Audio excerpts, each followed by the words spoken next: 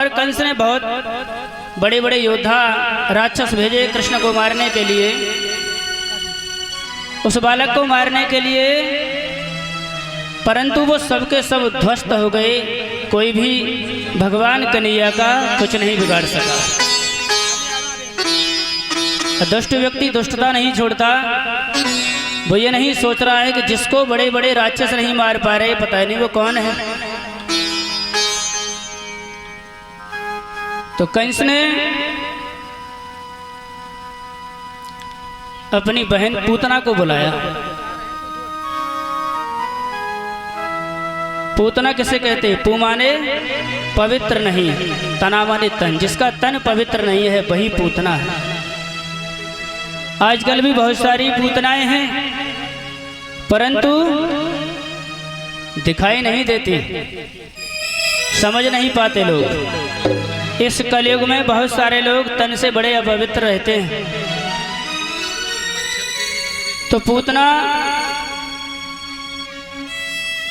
मायावी है, भेष बदलना जानती है। कंस ने उसको कहा कि हे पूतना, तुम तो मायावी हो, भेष रख सकती हो तरह तरह के, एक सुंदर गोपी का रूप बनाओ और उस छोटे से नन्हे से बालक को मार दो। अब कंस उसे इसलिए मारना चाहता है कहीं मैं ना मारा जाऊं। अपने प्राण तो सबको प्रिय होते हैं, कंस को भी अपने प्राण प्रिय हैं। और उस पूतना ने सुंदर स्त्री का वेश बनाया गोपी बनके, और कैसे जा रही है वो गोकुल में। कर सोले श्रृंगार पूतना नार है चली, फूल कमल लेकर गोकुल की गली, हो विष लगाई के चली, श्याम को मारने चली। श्याम को मारने चली।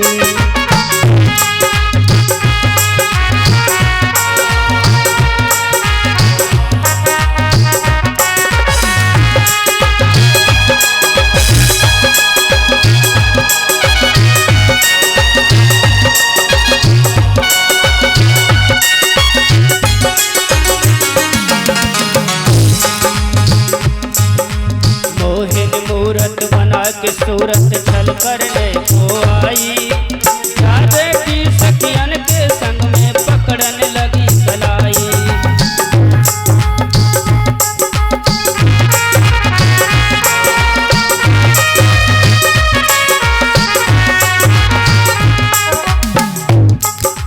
मोहिन मूरत बना के सूरत छल करने को आई, राधे की सखियन के संग में पकड़ने लगी कलाई। हो गोद में शाम को बिठा के दूध पिलाने लगी, हो विष लगाई के चली, शाम को मारने चली। जय हो।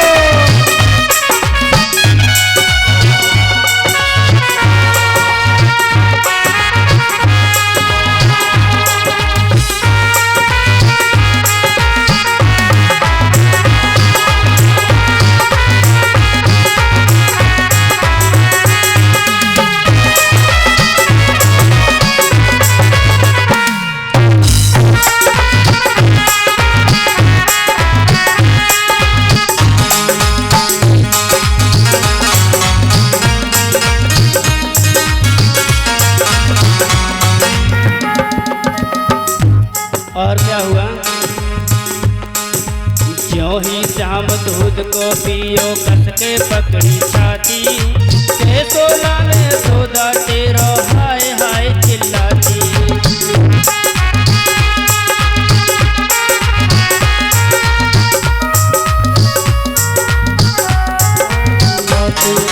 ज्यों ही शाम दूध को पियो कस के पकड़ी छाती, के सोला सोदा तेरो हाय हाय चिल्लाती। बात नार की मोहन से बना चली, हो विष लगाई के चली, मारने चली। हो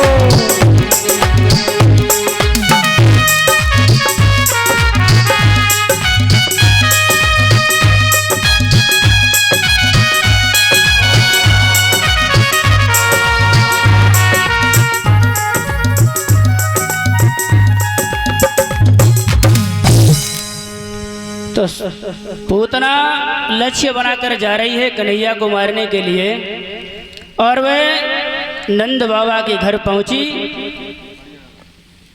तो बोली यशोदा मैया से, ए यशोदा जरा अपना लल तो दिखा, मैं उसे खिलाना चाहती हूँ।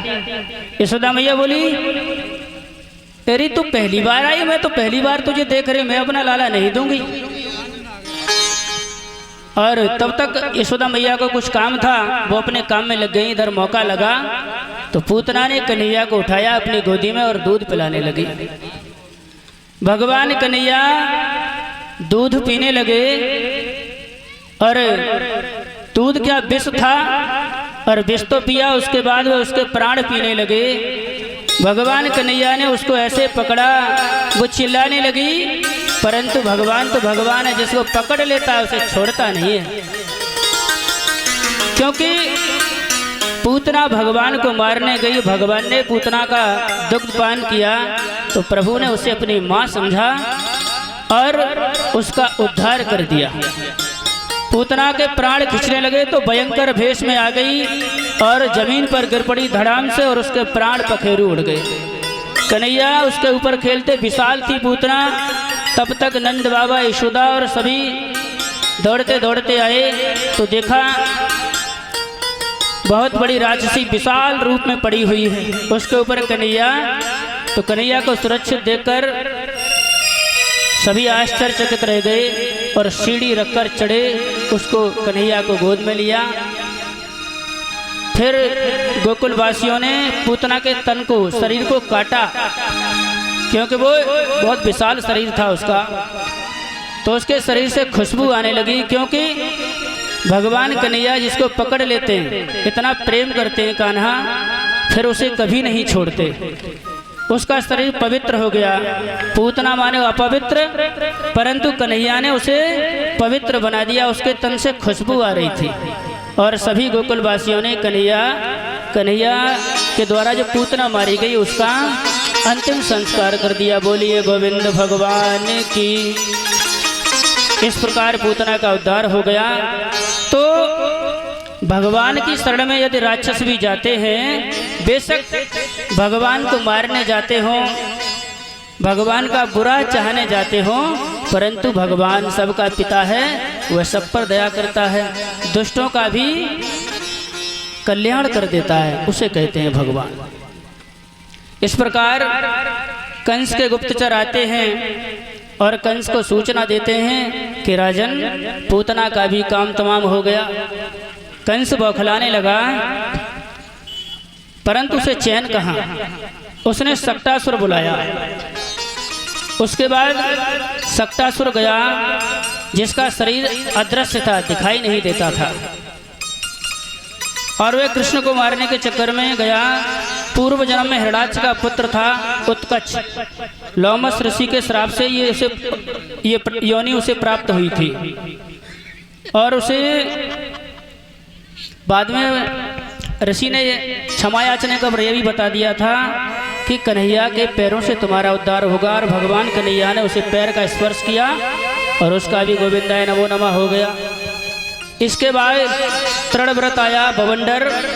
आजकल भी बवंडर आ जाते, गर्मियों में ज़्यादा आते हैं। तो वह बवंडर आया, कन्हैया को मारने का प्रयास किया। और हुआ क्या, जब बवंडर आया तब रक्षा उतार कर गोदी से वस लहर हवा में फूट गई। हो गया अंधेरा गोकुल में, बेटे से माई छूट गई।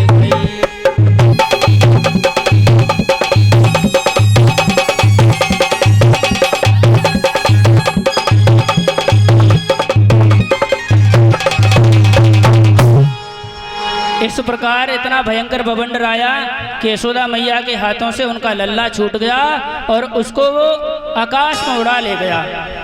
आकाश में उसने सोचा, बवंडर ने, खलने चाहा श्याम को तू पृथ्वी पर डाल, पर प्रभु से पहले गिरा वह पापी चंडाल।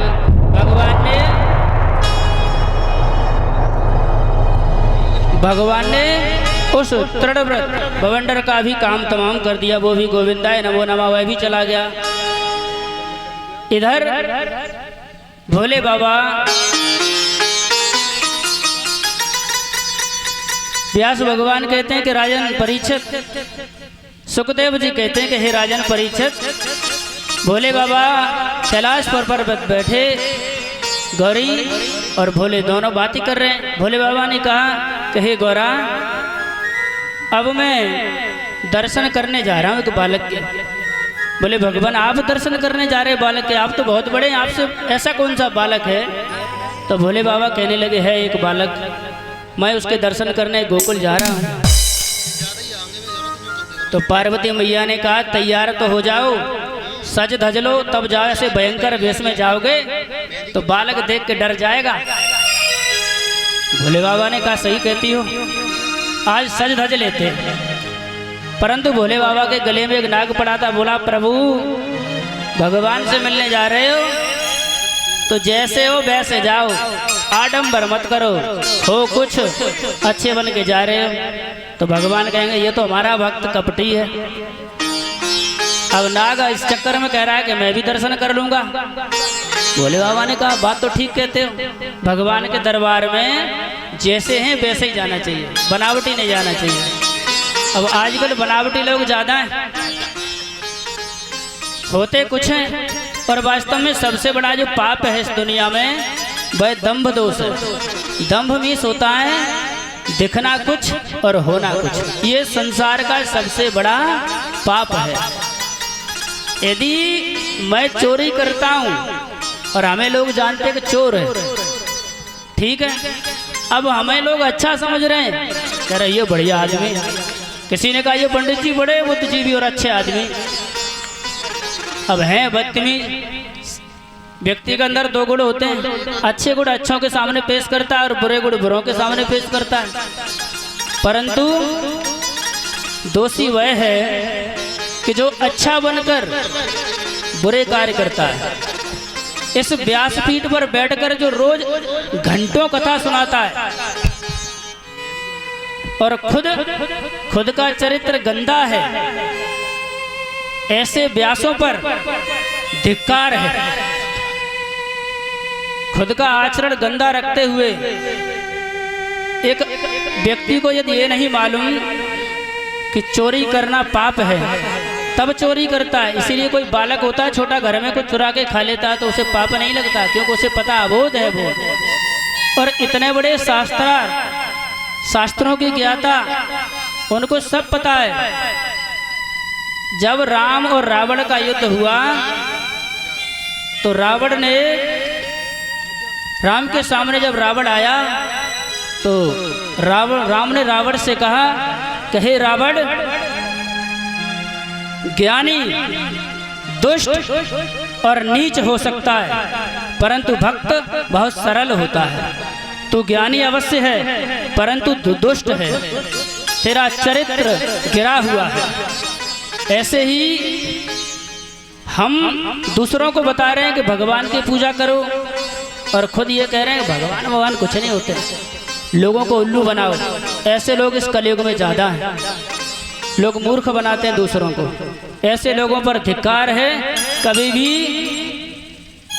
अच्छे बनकर दिखावा करके दूसरों को मूर्ख मत बनाइए, नहीं तो इतना बड़ा दंड मिलेगा कि तुम्हारा जीवन क्षण भर में ध्वस्त हो जाएगा। ये परम सत्य है।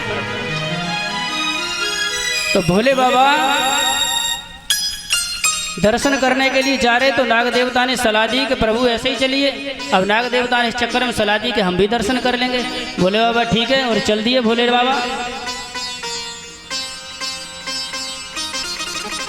तो भोले बाबा दर्शन करने जा रहे हैं गोकुल में और पूछ रहे हैं मैं भिखारी हूँ, भूख लगी है, भिक्षा मिलेगी कहीं, भोजन मिलेगा कहीं? तो गोकुल में तो बहुत सारे लोग कहते आ जाओ बाबा जी, मेरे घर है भोजन, मैं खिला दूंगा, क्या चाहिए, माखन मिश्री सब मिलेगा। भोले बाबा कहते नहीं, एक खास घर है वहां खाऊंगा जाकर। बोले अच्छा। तो भोले बाबा गोकुल में पहुंचकर ढूंढते हैं और ढूंढते ढूंढते पहुंच जाते हैं यशोदा मैया के दरबार पर। तो एक गोपी बैठी हुई थी, उसी समय यशोदा मैया के घर में वह आई, दौड़ी दौड़ी बोली, ए यशोदा। यशोदा बोली, हाँ बताना, क्यों चिल्ला रही है?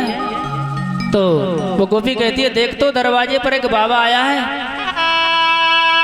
तो क्या उसे भूख लगी है बहुत, जा तुझे बुला रहा है। यशोदा मैया बोली, जा जा, मैं अपने लल्ला को खिला रही, तू कह दे कि बाबा तुझे क्या चाहिए वो सब मिल जाएगा, और तू ले जा जो जो वो मांगे। भैयाई बोली, बाबा तुम्हें क्या चाहिए? माखन मिश्री सब कुछ मिलेगा।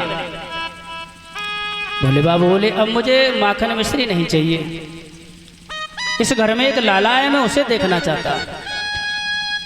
यशोदा मैया बोली, वह गोपी दौड़ी दौड़ी गई यशोदा मैया से बोली, ए यशोदा, वो बाबा तेरे लल्ला को देखना चाहता है। तो पहले यशोदा मैया आई दौड़ी दौड़ी, उन्होंने कहा भी लल्ला नहीं ले जाएंगे, और देखा तो गले में नाग पड़ा हुआ है, बड़ी बड़ी जटाएं, भयंकर वेश बना रखा है भोले बाबा ने। बोले, ऐसे बाबा को मैं अपना लल्ला दिखाऊंगी? ना ना, मेरा लल्ला डर जाएगा, मैं नहीं दिखाऊंगी। भोले बाबा ने कहा, देख मैं तेरे लल्ला के दर्शन करके जाऊंगा, मैं बड़ा हठी बाबा हूँ। उधर यशोदा मैया कहती, तू हठी बाबा है तो मैं भी कम हठी नहीं हूँ, मैं भी अपने लल्ला के दर्शन तुझे नहीं कराऊंगी, ये पक्की बात है। तो भोले बाबा, भोला भंडारी आया मोहन तेरी गली में, मोहन तेरी गली में, कान्हा तेरी गली में, एक झलक पाने आया हूँ मैं भी, एक झलक पाने आया मोहन तेरी गली में। भोला भंडारी आया मोहन तेरी गली में, भोला भंडारी आया मोहन तेरी गली में।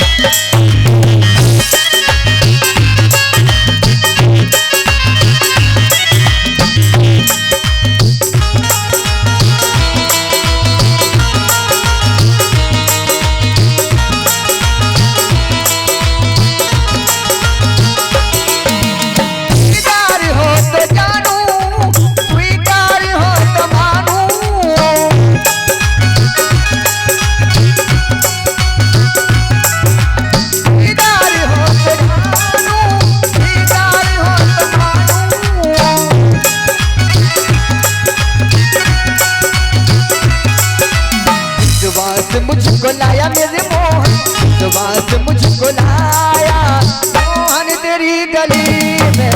भोला भंडारी मेरे बंसी वाले श्याम, मेरे बंसी वाले श्याम, मेरे बंसी वाले श्याम, मेरे बंसी वाले श्याम, मेरे बंसी वाले श्याम, मेरे बंसी वाले श्याम।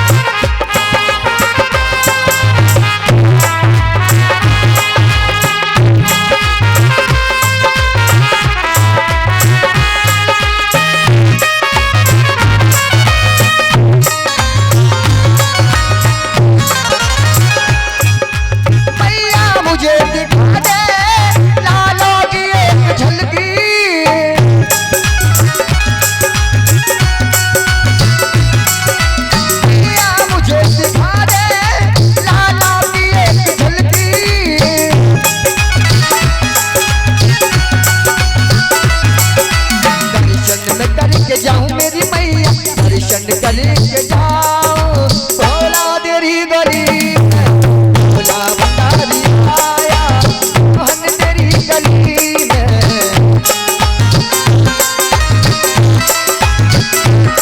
तेरे भक्ति वाले श्याम तेरे भक्ति वाले श्याम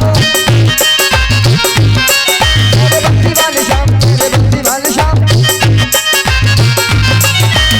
भोला भंडारी आया मोहन तेरी गली में भोला भंडारी